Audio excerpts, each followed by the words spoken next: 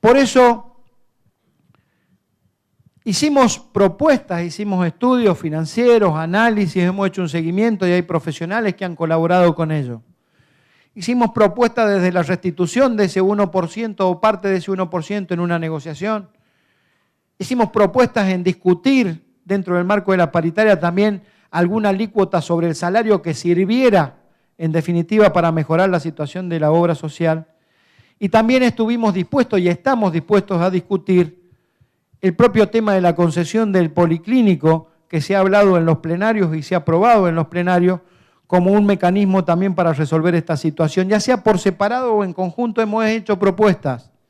y hasta ahora nunca fueron atendidas. Porque a veces piensan que todavía se podía crear en la obra social un coto de poder para que lo administraran los interventores como el caso de Ferrara.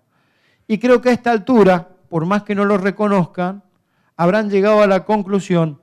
que el problema no somos los dirigentes sindicales que manejamos la obra social. Quizás lo seamos también, pero no somos el problema mayor. El problema mayor es el financiamiento del sistema de seguridad social, porque no es solo a nosotros que nos pasa, le está pasando a un montón de obras sociales en la Argentina. También dijimos y seguimos sosteniendo, porque lo hemos tratado en todos los cuerpos orgánicos, que nosotros estamos dispuestos a hacernos cargo de la obra social en la medida en que haya una restitución del inciso F, en la medida que haya una auditoría previa con participación de la Auditoría General de la Nación para decirnos qué pasó en este tiempo con la obra social que explotó este déficit de golpe. Y también hemos planteado que para que no crean que nosotros solamente queremos ir a manejar un coto de poder en escritorios oscuros para hacer operaciones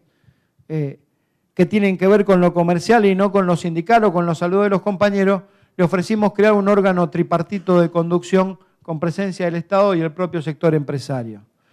Si estas son las cartas y así está echada, bienvenida sea la discusión y la daremos. De lo contrario, ya lo dije en distintos congresos y ha sido avalado, no estamos dispuestos a recibir la llave de una obra social que han vaciado en este último tiempo para que nosotros seamos los que abramos la puerta del mausoleo y dejar el muerto adentro. Producto de esta movilización surgió una prórroga que ha dado el juez hasta el 27 de agosto para hacer una propuesta de viabilidad de la obra social y ha habido una serie de contactos posteriores a la movilización. La última reunión fue, Andrés, ¿cuándo? La semana pasada, el lunes. El lunes con la Superintendencia de Salud, donde han avanzado en algunos proyectos para poder establecer una propuesta el 22 de agosto y nos han pedido armar una reunión con los presidentes de Cámara a ver hasta dónde va a contribuir el sector patronal en el mejoramiento o en la posibilidad de hacer una oferta para evitar la quiebra de la obra social. Y quiero decirlo claramente, como premisa, tenemos que evitar la quiebra de la obra social bancaria y detrás de ese proyecto estaremos trabajando. Hemos tenido reuniones ya con el presidente de la Cámara de EVA, que ha manifestado su disposición a contribuir en la discusión como para darle una resolución definitiva al problema. Pero quiero ser claro en esto. Y está bien que lo hayamos discutido después de paritaria porque todos sabemos lo que nos ha pasado cuando se discute en paritaria este tema. Después el costo político es, aunque no tenga nada que ver, arreglaron la plata para la obra social a costa del bolsillo de los trabajadores. ¿Cuántas veces la oposición irresponsablemente planteó esto? Por eso está bien que lo estemos discutiendo fuera del contexto de paritaria. Si el planteo es que el sector empresario va a hacer un aporte para dar por concluido este capítulo de la obra social, también quiero ser claro que ese aporte para dar fin a este capítulo de la obra social, si pretenden que levantemos el juicio del 1% de intereses y comisiones, nosotros no vamos a resignar ese juicio. Más tarde o más temprano, la justicia tendrá que darnos la razón o por lo menos tendrá que expedirse y pagar el costo político de votar en contra de lo que está establecido en las leyes y era que un decreto no podía derogar una ley como se hizo con el inciso F. El miércoles de la semana que viene se va a plantear la reunión con el presidente de ADEVA, posiblemente el presidente de ABAPRA y las autoridades de la superintendencia y nosotros para ver si avanzamos en una propuesta definitiva para ser presentada el 27 de agosto, que tiene por objeto evitar la quiebra de la obra social. Porque los números son claros también. Si no hay una propuesta amalgamada y con participación de todos los sectores, el pasivo que ha establecido la sindicatura que administra el concurso de acreedores de la obra social y denunciado ante el juzgado ha quedado constituido entre pasivo verificado, pasivo en proceso de revisión, pasivo no presentado y pasivo postconcursal, ha quedado establecido en 840 millones de pesos y la recaudación de la obra social es de 17 millones de pesos por mes. Con lo cual, si no hay una integración del Estado, el sector patronal y nosotros en una propuesta, difícilmente podamos salir de este atolladero. Creo que estamos en el buen camino. Por primera vez en la mesa se han sentado funcionarios, está el superintendente, está una persona designada por la presidenta de la Nación, que es Lilian Korenfeld, exdiputada nacional de Santa Cruz y durante 10 años creo que fue la administradora de la obra social de Santa Cruz. Han habido reuniones con las autoridades del Policlínico también y una revisión de lo que pasa en el Policlínico con presencia del segundo funcionario en importancia en el Ministerio de Alicia Kirchner y otros funcionarios de cierta importancia dentro del Gobierno Nacional. Sirvió la movilización, sirvió la presión, sirvió la denuncia pública a través de nuestros documentos que han expresado todo lo que ha pasado en manos de la intervención y estamos en un proceso atentos, preocupados y ocupados para resolver el problema en los términos en que les estoy planteando. Con respecto a la situación de los jubilados, nosotros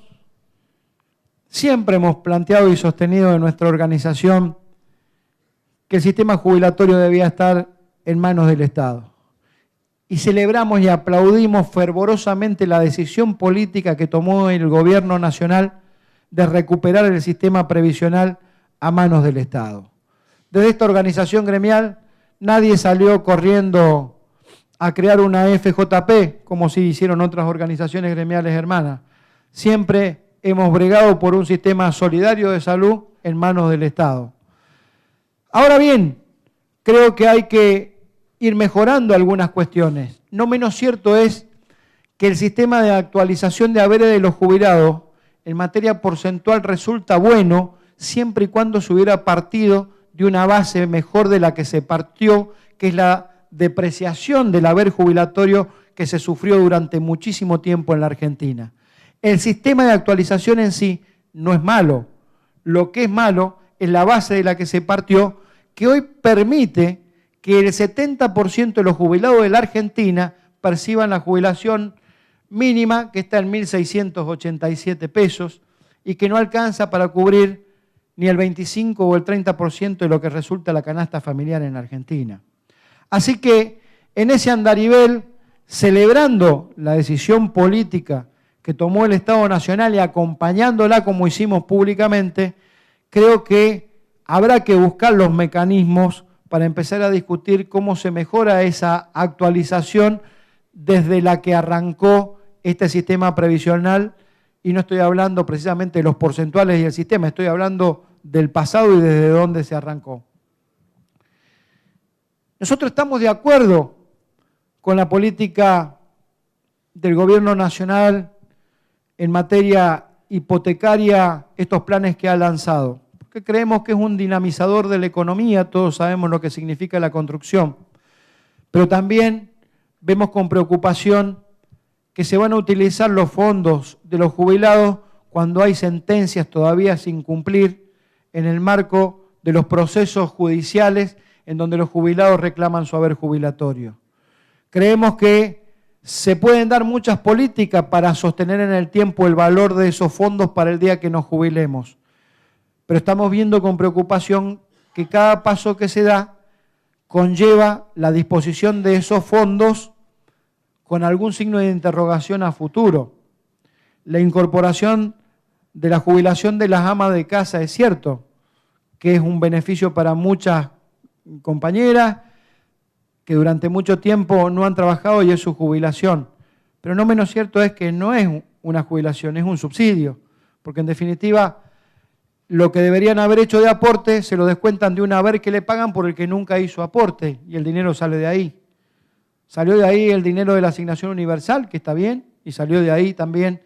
muchas veces el dinero hasta para las notebooks que se repartieron en las escuelas. Creo que hay que empezar a mirar con cierta lupa cuál es la proyección que tenemos de esos fondos a futuro para que después no termine apareciendo otro espíritu privatizador diciendo, bueno, miren lo que hacen con las cajas de jubilaciones, por eso hay que privatizarlas de vuelta. Así que yo creo que esto tiene salida. La bancaria no es una organización que plantea solamente una crítica sobre aquellos aspectos que no comparte el gobierno. La bancaria es una organización que tiene un crisol ideológico y un mosaico ideológico muy amplio, propio de la clase media que representa esta actividad, en donde convergen distintos pensamientos políticos, pero hemos acompañado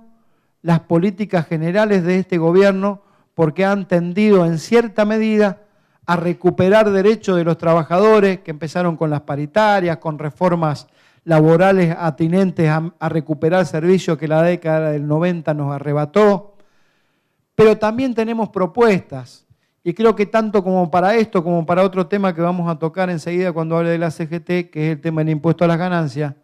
la bancaria hizo una propuesta en una movilización maravillosa al Congreso hace 2 años, pidiendo que haya una reforma tributaria que apunte a recaudar bajo la lógica de recaudación que razonablemente puede tener cualquier Estado, que apunte con esa reforma tributaria a recaudar los fondos necesarios para dar cumplimiento al 82% y para que los trabajadores no paguemos impuesto a las ganancias y mucho menos lo paguen los jubilados el impuesto a las ganancias. Por eso, cuando hablamos de reforma tributaria, en el caso tanto de los jubilados, impuesto a las ganancias, asignación universal, nosotros lo que estamos diciendo es que queremos que aporten los que más tienen en la Argentina. Queremos que, y creemos, cuando vemos que cualquier compañero nuestro con el nuevo sueldo conformado de 7.220 pesos que tiene un bancario, y que no es un dato menor en la realidad argentina, ve cómo a él le sacan impuesto a la ganancia, el que está enfrente hace una operación de 100 millones de dólares, no tributa un solo peso de renta financiera. Habrá que discutir cuál es la renta financiera, habrá que discutir por qué las mineras a veces no solo no es que paguen lo que deberían pagar, sino que piden subsidios en los estados provinciales donde van a instalarse. Habrá que ver por qué no se recuperan los depósitos, los porcentuales que Caballo durante el gobierno de la Alianza nos quitó so pretexto a la seguridad social, so pretexto de que se iban a generar a partir de ahí nuevos empleos. Tendremos que darnos una discusión sincera también, porque en esto hay que ser sinceros y transparentes. Muchos compañeros a nosotros, y sobre todo en los niveles gerenciales, justamente en los niveles gerenciales nos corren por izquierda con el impuesto a la ganancia a los dirigentes sindicales, cuando en realidad también hay un tope que si no se ha modificado debe estar en 11.800 sobre los que se hacen los aportes a la seguridad social. No deben pagar impuesto a la ganancia los trabajadores, pero ellos también tienen que pagar jubilación como paga el compañero que es auxiliar, el que es ordenanza, y no establecer un tope y de ahí no se paga. Y eso es una equidad tributaria, no meterle la mano en el bolsillo a los trabajadores con un mal denominado impuesto a las ganancias. Por eso reafirmo también en la parte que correspondía al informe de los jubilados, que la justicia tiene que dar respuestas rápidas. Hay 250.000 causas por año y hay 151 sentencias por día. Es casi una burla a los trabajadores que dieron todo en la Argentina. Y debe reformularse un sistema tributario en la Argentina para que se pueda cumplir con nuestros compañeros jubilados. Con relación a la parte institucional, quizás sea por ahí la más dolorosa, pero uno tiene que aprender a transitar en los caminos de los tiempos que nos tocan vivir. La asociación bancaria, producto de las causas que son por ustedes conocidas y que se han analizado en los distintos congresos, confluyó en el mes de diciembre pasado, cuando se le otorgó la libertad al compañero Zanola, que el compañero presentó un pedido de licencia al cargo que ejercía en la asociación bancaria y tanto el Secretariado Nacional, el Consejo Directivo y el plenario del plenario de secretario de seccional lo aprobó por unanimidad. Esto provocó que esta aceptación produjera corrimiento de firmas y funciones, las que están previstas en el estatuto, y también la ocupación de los cargos tanto en la CGT y organismos internacionales que corresponden a la asociación bancaria. Sin duda que ha sido un hecho doloroso, pero yo rescaté en ese momento el gesto del compañero y creo que ha posibilitado en cierta medida que la bancaria tenga un funcionamiento como corresponde, y era informar nada más que esto, y creo que por respeto al compañero no voy a abundar más en la cuestión. Me parece un gesto bueno haber presentado esa licencia y que la asociación bancaria produjo corrimientos de firmas y funciones y la ocupación de los cargos respectivos. Nosotros nos hemos manejado en una situación política complicada. Ustedes saben que el país está sufriendo las consecuencias de una crisis internacional muy profunda y donde nadie acierta todavía ni en la solución ni en el tiempo que va a durar la crisis. Esto ha ocasionado que en cierta medida un gobierno que estaba acostumbrado a manejarse con caja, y esto no es que sea malo, creo que era producto de políticas que este propio gobierno ha impulsado proactivas en favor de la producción y el empleo, y también producto de los valores que los commodities han tenido en el mundo y de los cuales la soja ha sido el principal valor agregado para la recaudación impositiva de la Argentina, ha empezado a tener algunos problemas de caja. Y esos problemas de caja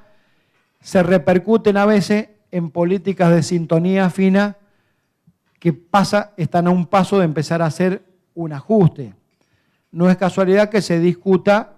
poner un techo a los salarios. Yo quisiera que se le ponga un techo a la inflación y después discutimos cuál es el techo de los salarios.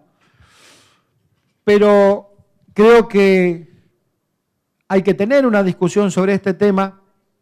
y plantearle al gobierno que la mejor salida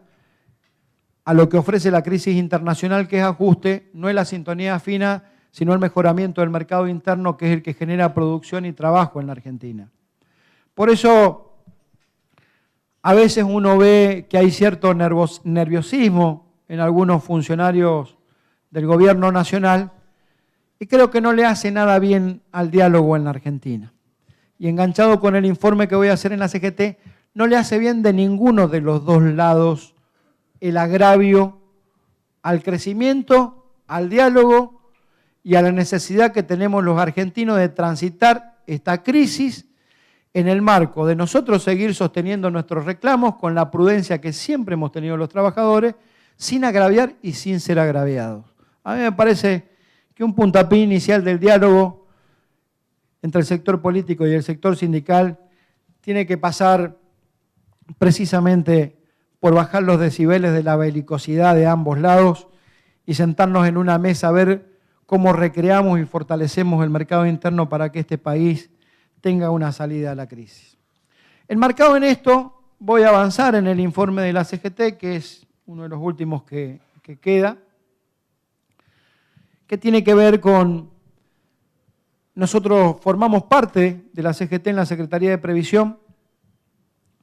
concurrimos a todas las reuniones de consejo directivo. Bancaria tiene ausencia perfecta desde hace un tiempo en todas las reuniones, y a las que no he podido ir yo, ha ido el compañero Castillo, y cuando no ha podido el compañero Castillo, ha ido el compañero Berrospe o cualquier otro compañero que haya podido ir. También hemos discutido en el ámbito del Secretariado Nacional, el Consejo Directivo y también en el plenario.